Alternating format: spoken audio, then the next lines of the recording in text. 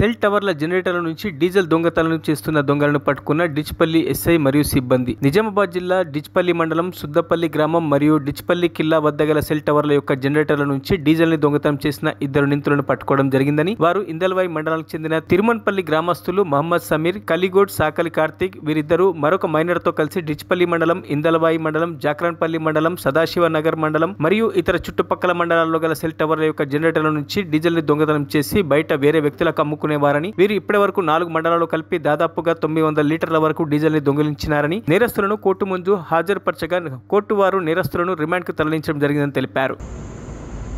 ఈరోజు డిచ్పల్లి పోలీస్ స్టేషన్లో diesel cell phone టవర్ల వద్ద జనరేటర్ల నుండి డీజిల్ దొంగలించే ముఠా అయిన కలిగోడ్ సాకలి శ్రీకాంత్, ఇందల్వాయి మండల్ తిరుమన్పల్లి గ్రామము మరియు మరో నేరస్తుడు మహమ్మద్ సమీర్, తిరుమన్పల్లి అనే వ్యక్తి, 2 వ్యక్తులు మరో మైనర్ వ్యక్తితో కలిసి డిచ్పల్లి, జక్రాన్పల్లి, సదాశివ్ నగర్ ఈ పరిసర మండలాల్లోని సెల్ ఫోన్ టవర్ల వద్ద జనరేటర్లలో నుండి డీజిల్ దొంగిలించి దొంగతనాలకు పాల్పడుతున్నారు.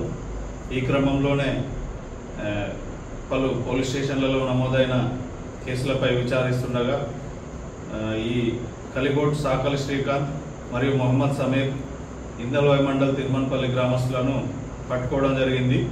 వీళ్ళు గత 2-3 నెలల్లో దాదాపు 835 లీటర్ల డీజిల్ వివిధ పోలీస్ స్టేషన్ల పరిధిలో దొంగిలించడం జరిగింది.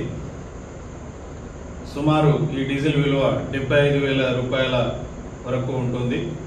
వీళ్ళిద్దరిని ఈరోజు డిచ్పల్లి ఎస్ఐ షరీఫ్ మరియు సిబ్బంది పకడ్బందీగా పట్టుకొని వీళ్ళను రిమాండింగ్ తరలించడం జరుగుతుంది.